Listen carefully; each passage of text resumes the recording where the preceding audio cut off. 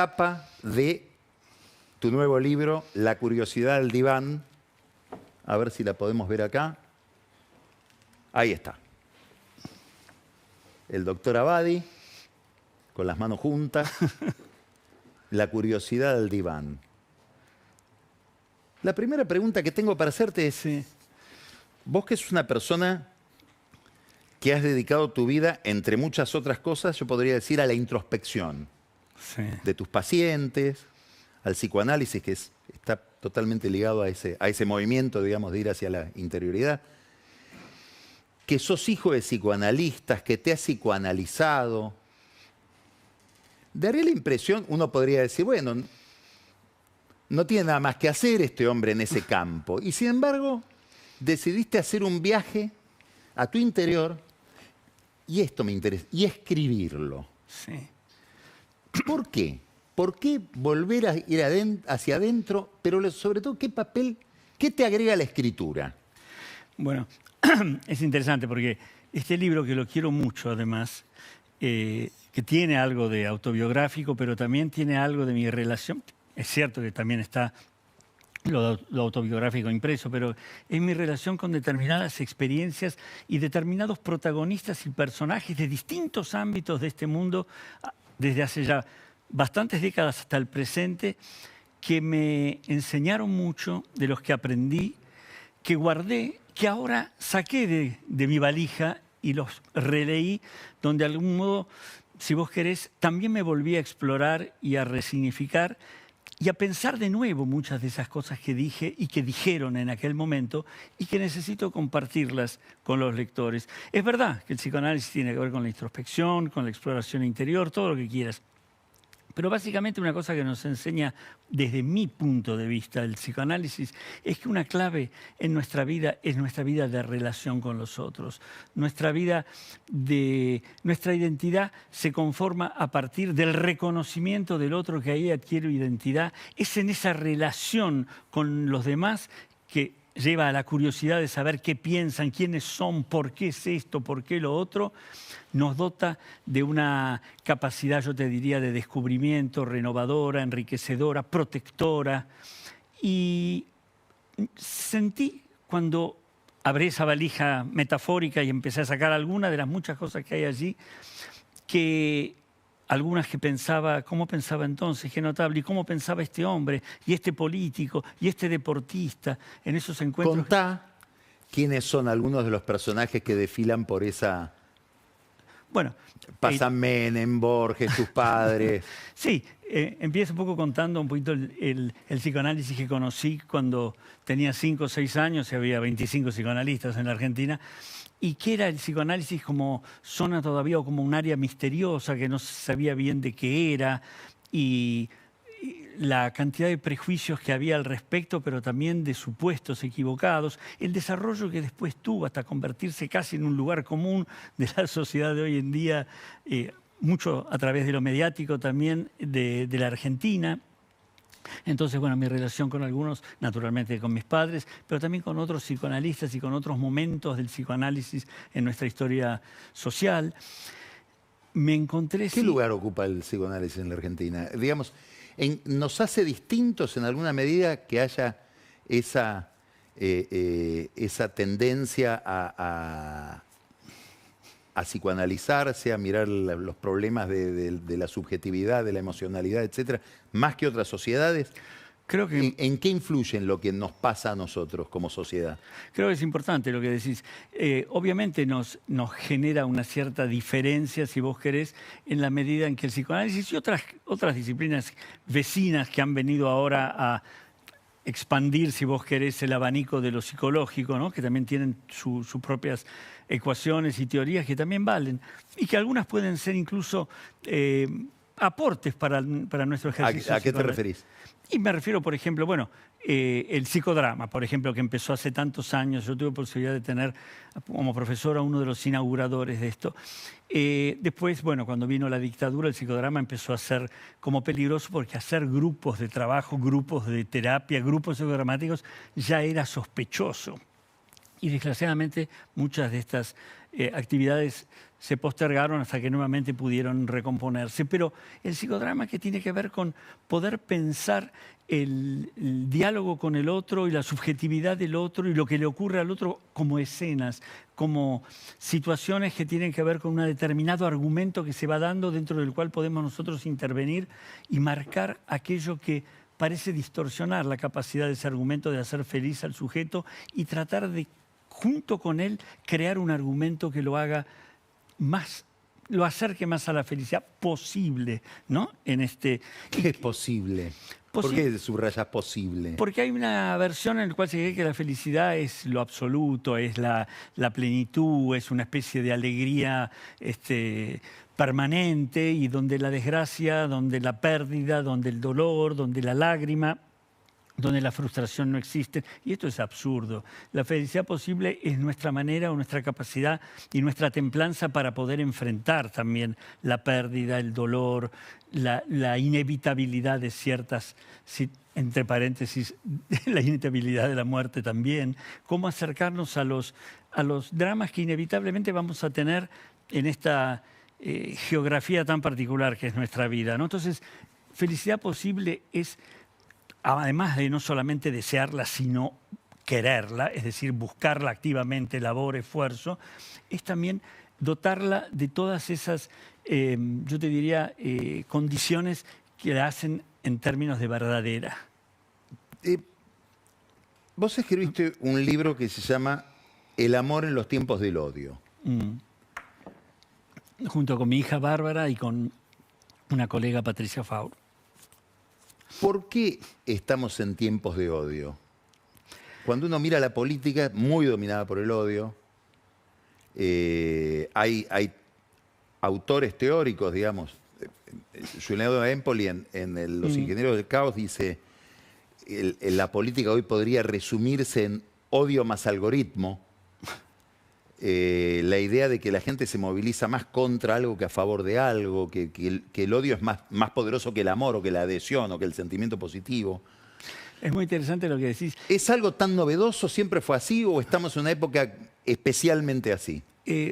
Yo creo que las cosas siempre son novedosas, ¿sabes, Carlos? A ver. Quiero decir, las cosas que parecen lo mismo no son lo mismo si sabes leerlas desde otro ángulo, si sabes leer entre líneas, si sabes comprender que el cambio es un inevitable que tiene que darse y se da resignificando las situaciones que vivimos. Por ejemplo, es interesante, en el libro yo entrevisto, y este tema aparece, ¿no? De repente, ¿cómo estaba? ¿Qué era el odio en aquella época en que ya después de ser presidente me invita Alfonsín a tomar un café, un desayuno a su casa, y charlamos acerca de lo que fue el juicio a las juntas, de lo que fue el coraje de realizarlo, los obstáculos, el miedo?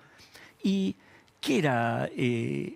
O cuando me encuentro, los encuentros que tuve con Menem y el intento que me parecía descubrir de lograr como legitimar, aunque parezca extraño lo que voy a decir ahora y va a suscitar, yo sé, polémica, pero el derecho al placer, ¿no? Es decir, yo puedo mostrar lo que quiero, lo que disfruto. Eso ¿no? es Menem, vos decís. En parte, sí.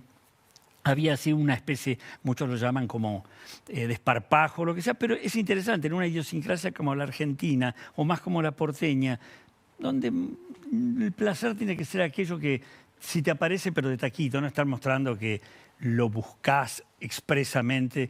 Bueno, hubo uno de los aspectos del 90 sí fue, está abierta la posibilidad de que lo muestres, digamos. Vos sabés que me resulta muy curioso lo que decís, porque alguien que está en un registro muy distinto del tuyo, pero que conoce mucho el tema, Nosiglia, un día preguntándole, bueno, hablando de Menem, sí, dio esa explicación, me dio ¿sí? esa explicación. Claro, sí, de toda la densidad emocional que venía de la época de Alfonsín, del juicio a la Junta, la tablada, digamos, mucho drama. Menem fue como una especie de... Exacto. De reconexión con el placer, ¿no? Sí, y con el derecho al placer también, ¿no? Podemos incorporar los argentinos más allá de Menem.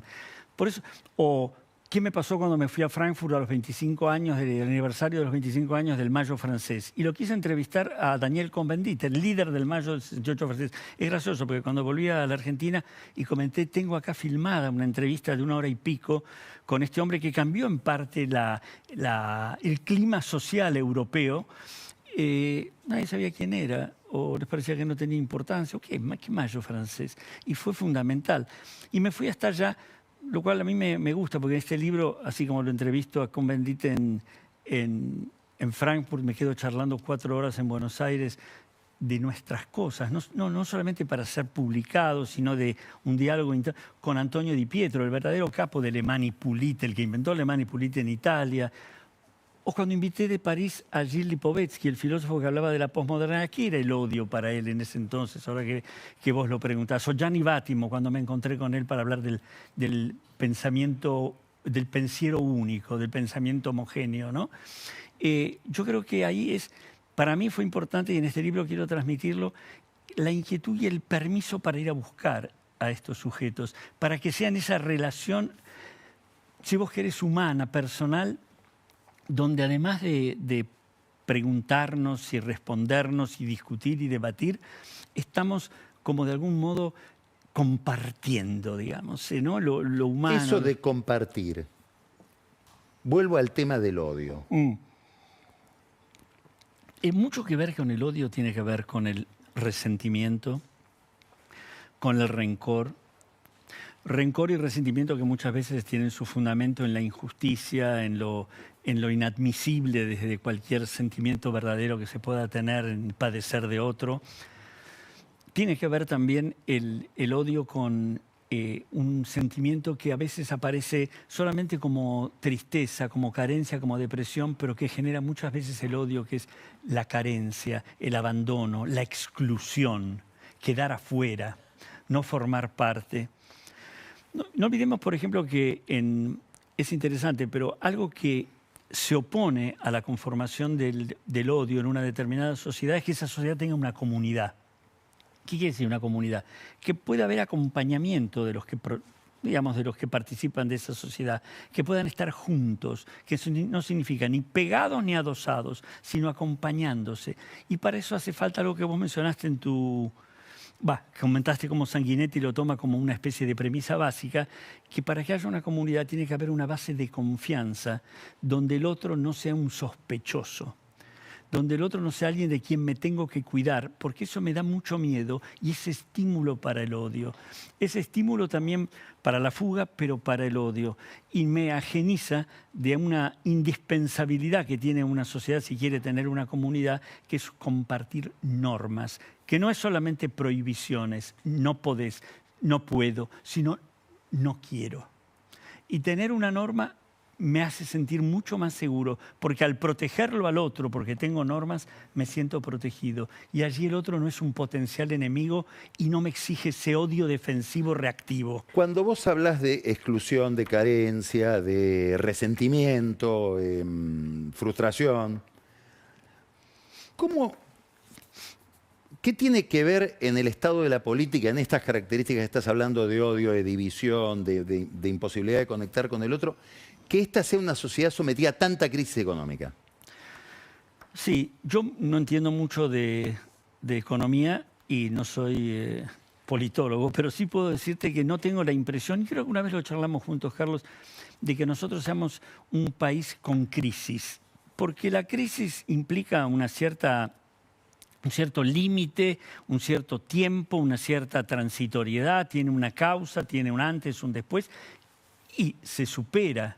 Es decir, me da la impresión de que la Argentina no tiene una crisis. La Argentina tiene un continuum de malestar y de fracaso y de sensación de estancamiento que no podemos llamarlo crisis, lo podemos llamar decadencia, que es otra cosa, ¿no? Que es la posibilidad de encontrar justamente esa alianza interna, esas normas, esa confianza que nos permita tener desafíos pasibles de ser como lanzarnos al desafío, proyectos, ahí está. ¿Qué es eso? Ahora te quiero preguntar lo mismo desde otro punto de vista. Hablábamos al comienzo de Trump que rescata, o Scott Bessent a Milei y a Caputo, de una crisis cambiaria. Yo creo que alguna vez te escuché decir que a tu papá, que era un gran psicoanalista, igual que tu mamá, menos conocida, menos popular, le gustaba mucho la idea de que, lo voy a poner en estos términos que a lo mejor son muy inapropiados, la salud mental, digamos, tiene que ver con liberarse de la repetición.